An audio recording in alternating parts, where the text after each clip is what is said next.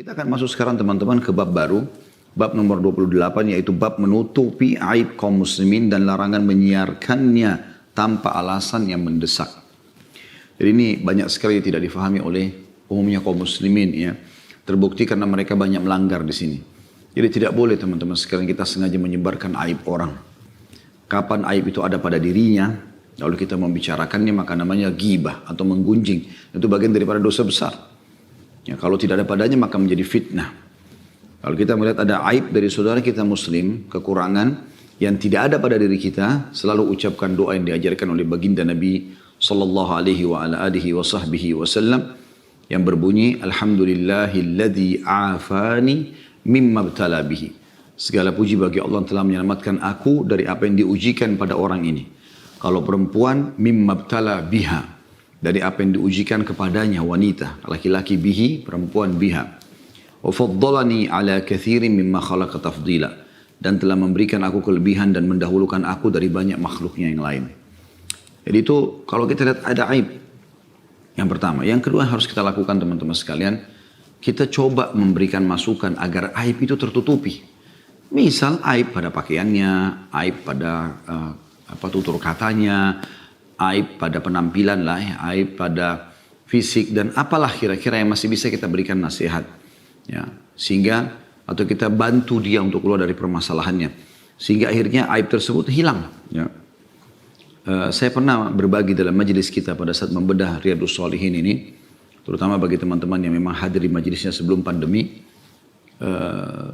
Kalau saya pernah pribadi punya pengalaman jalan dengan seorang kerabat, laki-laki tentunya, kami satu mobil rame-rame dan saya mencium bau yang kurang sedap dari dari ketiak ya, dan itu baunya menyengat di kendaraan. Saya waktu itu sempat berpikir kira-kira bagaimana caranya saya menasihatkan supaya dia tidak tersinggung gitu ya. Sementara ini kan bisa jadi aib. Cukuplah Allah memperlihatkan kekurangan itu pada saya, maka saya sekarang punya tugas untuk menutupinya dengan cara itu yang saya masih jalankan poin yang kedua ya. Ya, poin yang pertama dari kita berdoa kepada Allah SWT agar bersyukur tidak ditimpakan cobaan tersebut. Yang kedua kita coba mendiskusikan, memberikan masukan, mungkin bisa jadi baik. Nanti yang ketiga menutupi aib itu. Setelah kita nasihat pun jangan kita sebarluaskan. Nah di poin kedua ini saya berpikir kira-kira apa yang harus saya lakukan supaya saudara saya ini ya bisa keluar dari permasalahannya. Subhanallah, sementara saya merenung, Allah SWT ya memberikan kepada saya gambaran, saya tersentuh, ada saya ingin mampir ke sebuah supermarket atau minimarket di pinggir jalan. Saya minta waktu itu ada drivernya, supirnya untuk berhenti sebentar, terus saya turun dan saya membeli roll on yang saya suka pakai, ada merek tertentu dan saya rasa kok Masya Allah bagus benar gitu, gak ada bau sama sekali ketiak dengan pakai itu kalau saya pribadi ya. Maka saya pun sengaja membeli ya, 2 buah. Kemudian saya beli beberapa hal juga makanan cemilan, lalu saya taruh di kresek sendiri, buat dia kresek buat saya gitu, dan juga kresek buat drivernya. Maka pada saat saya naik saya mengatakan Alhamdulillah tadi saya ada kebetulan hajat yang saya beli, memang saya juga butuhkan roll-on itu karena saya tetap pakai di rumah. Maka saya juga berbagi buat kamu. Masya Allah dia tidak tersinggung dan dia ternyata mungkin menggunakan itu karena semenjak itu saya ketemu, belum pernah saya temukan lagi ada bau badan. Sudah dari sekian tahun yang lalu ya, sampai sekarang pun kalau saya ketemu Masya Allah sudah terjadi perubahan yang luar biasa. Nah itu contoh saja teman-teman sekalian. Jadi yang pertama kita berdoa agar aib itu karena tidak ada pada kita. Yang kedua kita coba berikan masukan dia supaya dia keluar dari permasalahannya.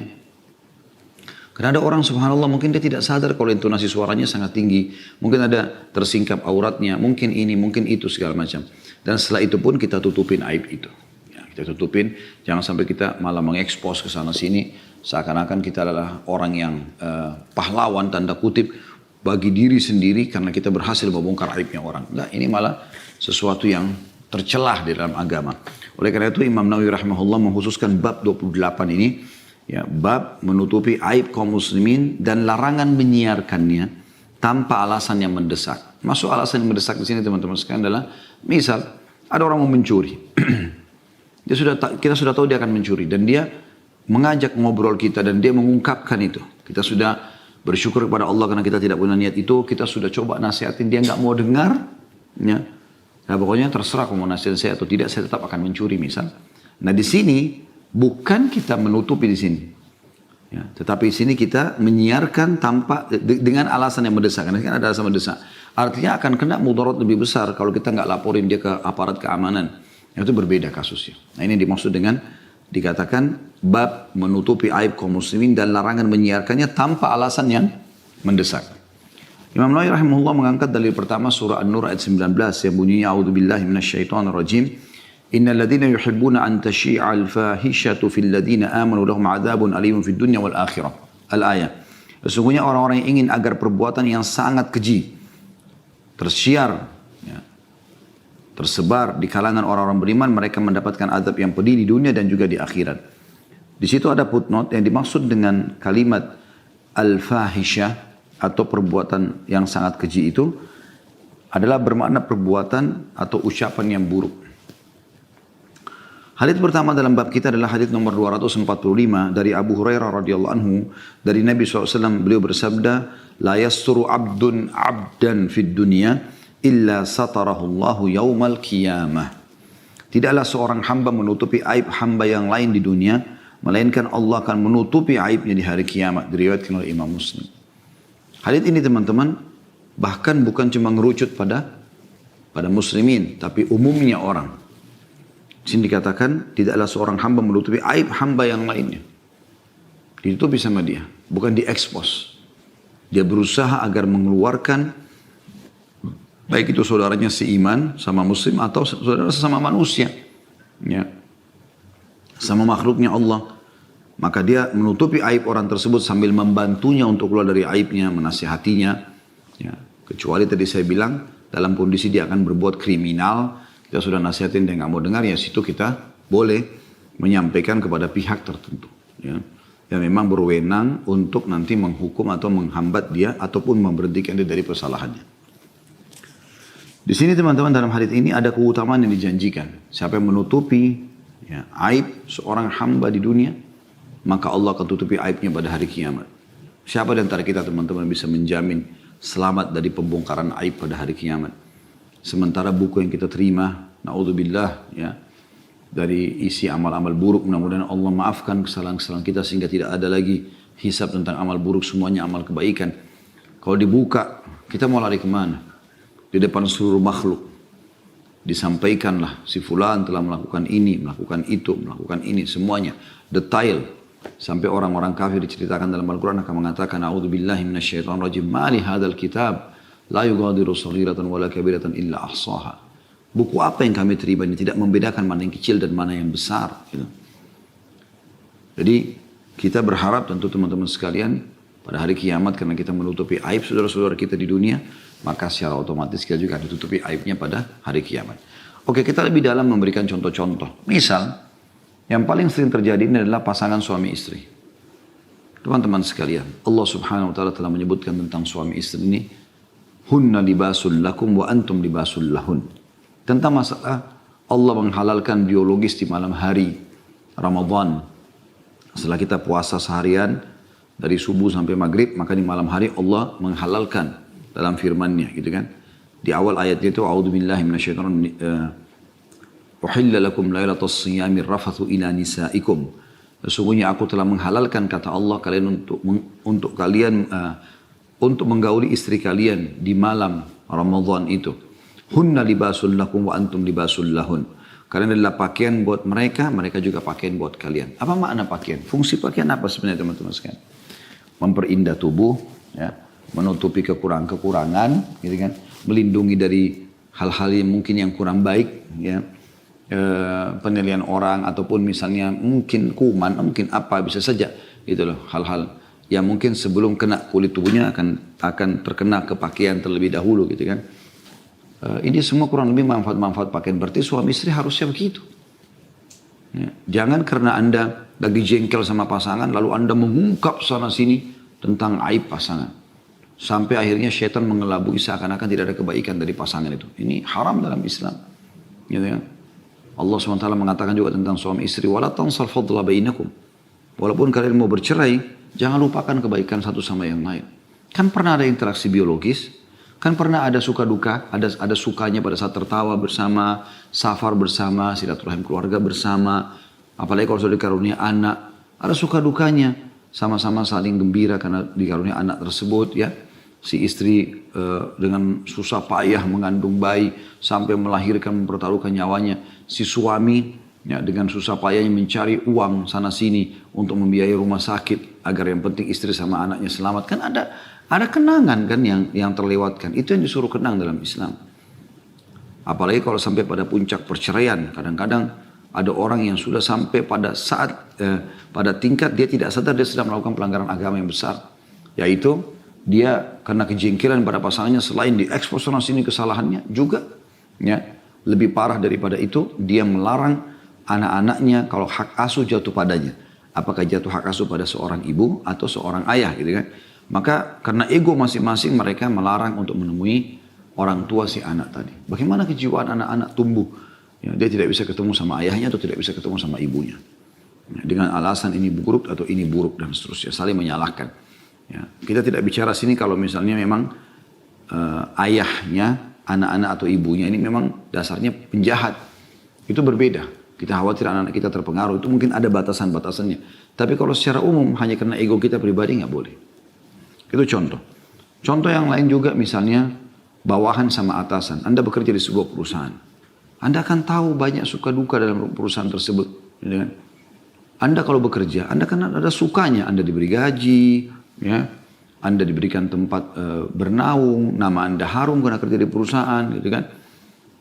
Namun pada saat Anda ketahuan melakukan satu kesalahan, lalu Anda dihukum, divonis, apakah itu di PHK atau apa saja, ya tiba-tiba Anda spontan berbalik seakan-akan kebaikan sudah tidak ada. Anda sebutkan semua aib-aib tersebut. Dan Anda lupa kalau Allah Maha Kuasa. Allah Maha Kuasa. Berapa banyak begitu pegawai pada saat masuk di satu perusahaan luar biasa berharap bisa masuk. Begitu masuk dia gembira di awalnya. Tapi setelah dilakukan kesalahan dari hasil tangannya sendiri, lalu dikeluarkan, tiba-tiba dia berbalik menjadi musuh besar perusahaan atau pemilik perusahaan tersebut. Ini haram dalam Islam. Kenapa begini? Bukankah Allah SWT mengatakan hal jazaul ihsan illal ihsan? Bukankah kebaikan dibalas dengan kebaikan? Gitu kan? Begitu juga dengan teman sama temannya. Jangan teman-teman pada saat lagi mampu segala macam, maka didekatin. Pada saat lagi jatuh, maka dijauhi semuanya. Gitu kan? Ini semua hal-hal yang aneh sekali. Sikap-sikap yang aneh yang tidak boleh ada pada sosok muslim. Ya. Jadi kita di sini, kalau menutupi aib saudara kita di dunia, maka Allah tutupi aibnya pada hari kiamat. Selanjutnya hadis nomor 246, saudaraku seiman, dari Abu Hurairah radhiyallahu anhu. Beliau berkata, saya mendengar Rasulullah SAW bersabda, kullu ummati mu'afan illal mujahirin. Wa inna minal mujaharati an ya'mal ar-rajulu bil-layli 'amalan thumma yusbiha wa qad satarahu Allah alayhi fayaqul ya fulan amiltu al-bariha kadha wa kadha wa qad bata yasturuhu rabbuh wa yusbihu yakshifu sitrallahi anhu. Hadis ini tentu riwayat Bukhari Muslim ya. Hadis sebelumnya juga itu diriwayatkan Imam Muslim. Semua umatku akan diselamatkan, dimaafkan oleh Allah. Kecuali orang-orang yang berbuat dosa secara terang-terangan. Ada orang subhanallah buat dosa antara dia sama Allah SWT. Dia tutupin, dia bertobat, beristighfar, Allah maafkan. Tapi ada orang, kata Nabi SAW, semua umatku bisa dimaafkan. Kecuali yang mujahirun. Kecuali yang mujahirin atau mujahirun. Di sini karena menggunakan illah sebelumnya, maka dikatakan mujahirin. Maka kecuali orang yang terang-terangan. Sengaja expose depan orang, kalau dia nggak ada masalah saya buat dosa, siapa yang mau bicara sih? Ini hak saya, gitu. Maka itu tidak dimaafkan oleh Allah karena dia sengaja dan bisa menjadi penyebar kerusakan. Orang bisa mencontohi dia, gitu kan. Dan termasuk berbuat dosa secara terang-terangan. Ini salah satu contohnya Nabi SAW berikan contoh adalah seseorang yang melakukan satu perbuatan di malam hari. Dia buat maksiat, dia zina, dia apalah berbuat kesalahan-kesalahan di malam hari. Kemudian di pagi harinya, padahal Allah telah menutupi aibnya, dia berkata kepada teman-temannya, hai fulan, tadi malam aku telah melakukan begini dan begini. Tuhannya telah menutupinya sepanjang malam, namun keesokan harinya dia malah menyingkap tabir Allah dari dirinya. Ya. Ini teman-teman sekalian, hadits ini dimasukkan oleh Imam Nawawi rahimahullah di bab ini, bab menutupi aib kaum muslimin, padahal sebenarnya sedang bicara tentang diri sendiri, seakan-akan beliau ingin nitip pesan bahwasanya bukan cuma sekedar menutupi aib orang, tapi aibmu dulu tutupi. Ya. Dahulukan aibmu. Ya. Satu hal yang sangat bodoh, kadang-kadang ada orang, dia tidak sadar. Kalau dia sebenarnya yang sudah mengekspos aibnya. Orang mungkin banyak tidak tahu. Tapi dia sibuk menyampaikan. Kalau saya itu memang pembohong loh. Saya itu memang pezina loh. Saya itu memang playboy. Saya memang begini dan begitu. Kenapa? Kenapa harus dibilang? Kenapa harus berbangga dengan kemaksiatan? Kalau kita berbangga mungkin dengan prestasi-prestasi yang positif ya. Juara di sekolah ya. Itu pun kita harus kontrol supaya nggak sombong. Mungkin masih mending. Tapi ini enggak. Berbangga dengan berhasil buat maksiat. Itu yang Nabi SAW gambarkan di sini. Dan termasuk yang tidak dimaafkan oleh Allah karena terang-terangan dalam buat dosa adalah seseorang yang sudah Allah yang berbuat salah di malam hari, buat maksiat, kemudian Allah tutupin dia sampai pagi, tapi dia sendiri yang sengaja mengekspos aibnya tersebut. Jadi saya sudah bilang tadi, kurang lebih pesan dari Imam Nawawi rahimahullah adalah sebelum kau justru menutupi aib saudaramu, tutupi aibmu juga. Jangan kau ceritakan apa-apa. Kalau masa lalu kita dulunya kelam, tidak perlu diceritakan kepada orang-orang. Termasuk pada pasangan sendiri nggak perlu kita ceritakan. Jadi kan, kalau Anda menikah dengan laki-laki mukmin atau perempuan mukminah, mereka tidak akan pernah tanya masa lalu Anda. Pernah ada seorang wanita hadir dalam salah satu majelis syekh di Masjid Nabawi di Madinah. Dia menulis kertas selalu dibacakan pada satu pertanyaan yang bunyinya kurang lebih setelah salam dan segala macam. Dia mengatakan, Syekh saya ini seorang wanita berzina dulunya. Artinya saya sudah melakukan beberapa zina dengan beberapa orang. Tapi saya sudah bertaubat. Apakah saya masih layak mendapatkan suami yang saleh? Saya sudah taubat, saya ingin suami saleh. Jangan sampai suami yang fasik, yang jauh dari agama. Kata Nabi SAW, iya. Dan kalau kau menikah, asal kau sudah taubat nasuha, dan kalau kau menikah sama laki-laki mukmin, maka dia tidak akan pernah menanyakan masa lalumu. Jadi memang sifat orang muslim begitu. Ya. Kita tahunya sekarang istri kita yang ini. Suami kita yang ini, kelihatannya dia solehah, kelihatannya dia soleh. Ya sudah, kita berjalan dengan itu. Sudah selesai. Gitu kan? Jadi jangan sampai Anda malah terpengaruh dengan syaitan lalu mengatakan, saya tidak akan berhubungan biologis sama kamu sampai kau bersumpah sama Allah kalau kau tidak pernah berzina. Untuk apa? Kalau Anda tidak tahu, nggak usah Anda korek-korek itu. Bukan urusan Anda itu. Gitu kan? Kalau tiba-tiba dia bilang, oh iya saya sudah berzina 10 kali. Bagaimana perasaan Anda? Jadi nggak usah. Kecuali Anda lihat depan mata dia berbuat fahisha, dia berbuat kekejian itu, lalu kemudian pada saat itu Anda mau menceraikan dia atau cerai dengan dia, itu lain. Tapi kalau mengorek-ngorek masa lalu orang tidak boleh, seperti mengorek aibnya orang. Ya. Hadis selanjutnya nomor 247 dari Abu Hurairah radhiyallahu anhu, dari Nabi SAW beliau bersabda, "Idza zanatil amatu fatabayyana zinaha falyajlidha al-hadd." ولا يثرب عليها ثم إن زنت الثانية فليجلدها الحد ولا يثرب عليها ثم إن زنت الثالثة فليبئها ولو بحبل من شعر ولو بحبل من شعر. Hadis ini muttafaqun alaih, riwayat Bukhari Muslim. Terjemahannya kata baginda Nabi SAW, apabila budak wanita berzina dan terbukti zinanya, maka laksanakan hukuman cambuk terhadapnya. Ada putung nomor 252 di situ. Hukuman bagi hamba sahaya, bukan orang merdeka, ya, dia budak, 50 cambukan. Kalau orang normal kan sebelum nikah dicambuk 100. Ya, orang bebas maksudnya. Kalau ini budak 50, karena budak setengah siksaan orang yang bebas. Sabda Nabi SAW, ya, selanjutnya, dan janganlah menghinanya. Jangan bilang kau tuh terhina karena kau sudah berzina. Nah, mungkin bisa saja kita kalau di posisi dia, pas puncak godaan sama, mungkin kita juga melakukannya. Maka mungkin kita lebih parah daripada dia. Kita bersyukur sama Allah tidak melakukannya. Tapi kalau ada orang melakukannya, hukum saja, sudah cukup. Dan jangan dihina. Makanya pernah ada wanita berzina di zaman Nabi SAW sampai hamil. Bayangkan dia sudah punya suami, dia berzina. Lalu dia hamil lagi dari laki-laki yang lain. Ya. Datang kepada Nabi SAW, dia ketakutan, dia mengatakan, ya Rasulullah, saya sudah berzina, saya sudah punya suami, bersihkan saya. Kata Nabi SAW, di perutmu itu ada, dan dia bilang saya hamil. Di perutmu ada bayi manusia, punya hak untuk lahir. Lahirkanlah baru kamu kesini. Dia pulang, selama 9 bulan rupanya keimanannya bergejolak, ketakutan dia nanti dihukum sama Allah SWT.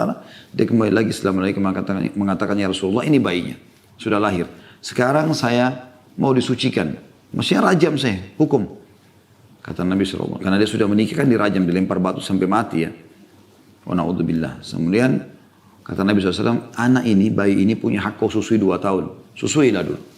Dibawa pulang lah. Setelah disusui 2 tahun, perempuan ini masih bergejolak. Ya keimanan dalam hatinya, dia takut dihukum sama Allah. Lalu dia mengatakan, saya mau. Ya Rasulullah, bayi ini sudah saya susuin. Hukumlah saya, sucikan saya.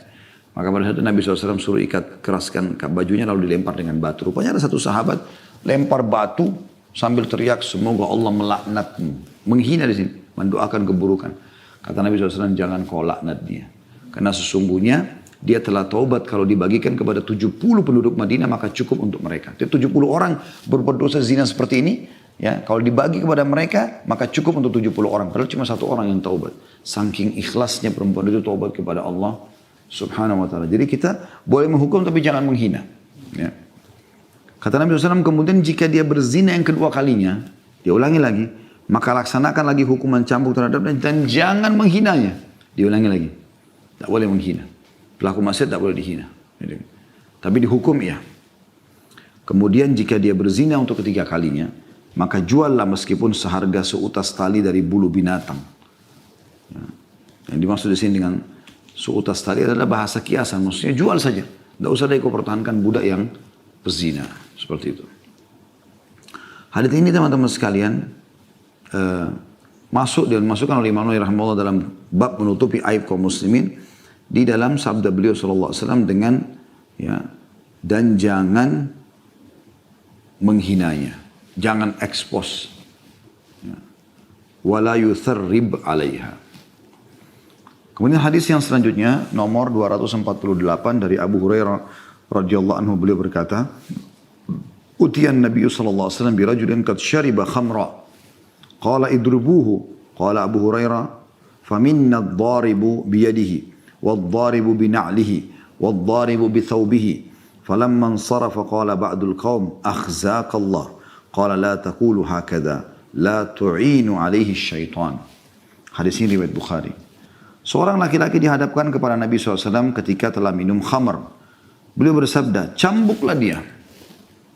Maka Abu Hurairah berkata radhiyallahu anhu, maka di antara kami ada yang memukul dengan tangannya, cambuk dengan tangan. Ya. Ada yang memukul dengan sandalnya, cabut sandal dipukul. Dan ada yang memukul dengan bajunya, ya, jubahnya, dia buka dipakai pukul. Ketika dia beranjak pergi, maksudnya orang yang sudah dicambuk tadi, sudah pergi, sudah selesai dihukum. Sebagian orang berkata, semoga Allah menghinakanmu. Maksudnya, kenapa kau bisa mabuk? Beliau bersabda, janganlah katakan begitu, jangan membantu syaitan terhadap dirinya. Maknanya apa? Jangan sampai kalian ucapkan itu sehingga hanya membuat dia benci ibadah, dia benci keimanan. Syaitan tunggang itu sehingga akhirnya dia makin berbuat maksiat. Ya sudah, saya memang dibenci oleh orang yang beriman. Bukan begitu. Makanya di Saudi itu kalau ada pencuri sudah dipotong tangannya, udah ada tim medis yang akan mengangkat dia, mengobati dia. Walaupun tadinya dia maling. Karena hukuman sudah tertera, sudah terjadi. Ya. Ada juga satu hal teman-teman sekalian yang perlu kita garis bawahi. Kalau ada seseorang yang berbuat salah dari saudara kita muslim, dari pasangan hidup kita, dari anak-anak, orang tua, kerabat, siapalah kira-kira. Kalau dia berbuat salah, oke, kita terima. Ya, kita coba luruskan dan kita coba berikan hukuman pun sebatas yang diberikan secara syar'i. Tapi kalau kita sudah berikan hukuman atau ya, dia bertaubat, maka cukup. Bukan lagi tugas kita untuk mengekspos kesalahan dia. Sudah. Bagi kita sudah selesai. Jadi kan, memang ini butuh kejiwaan yang besar ya.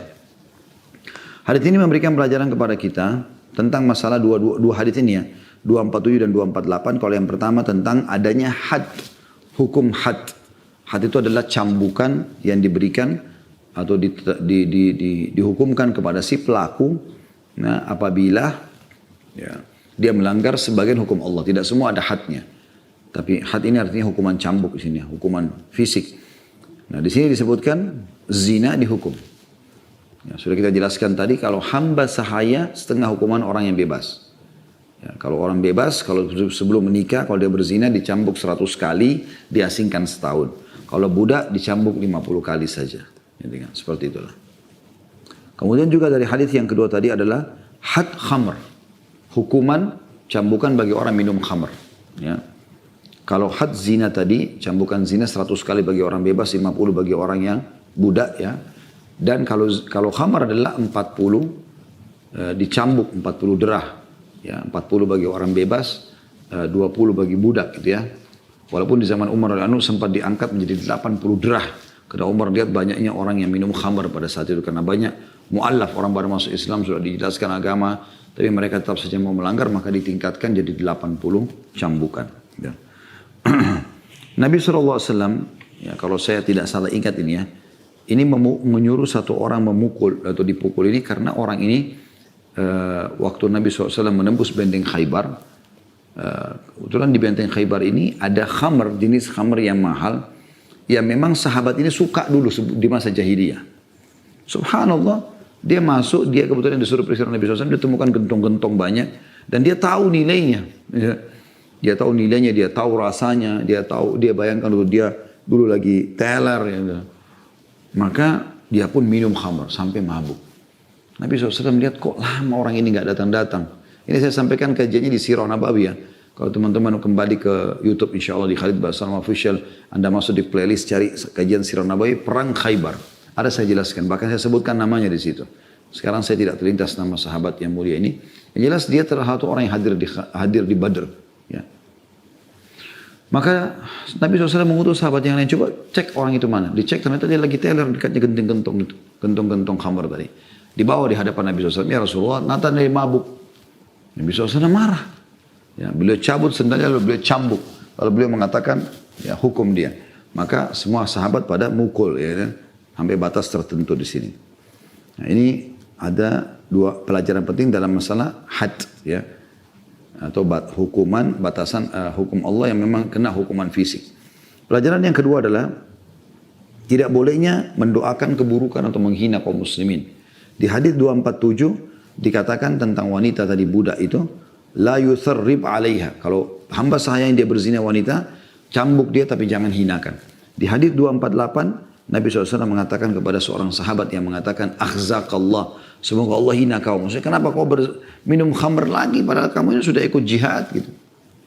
Maka Nabi SAW mengatakan, jangan ucapkan itu.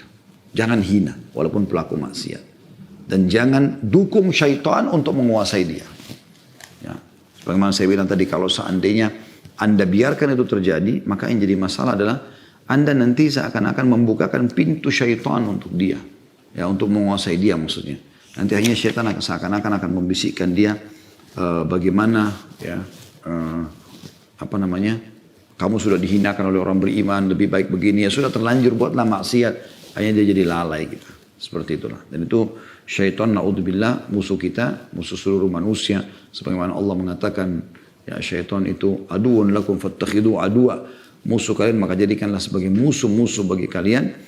Itu selalu mencari celah di mana manusia bisa putus asa, menyesal, dan itu akan mempermudah jembatan atau itu menjadi jembatan untuk menuju kepada kemaksiatan kepada Allah Subhanahu wa taala. Ini insyaallah bahasan kita teman-teman sekalian.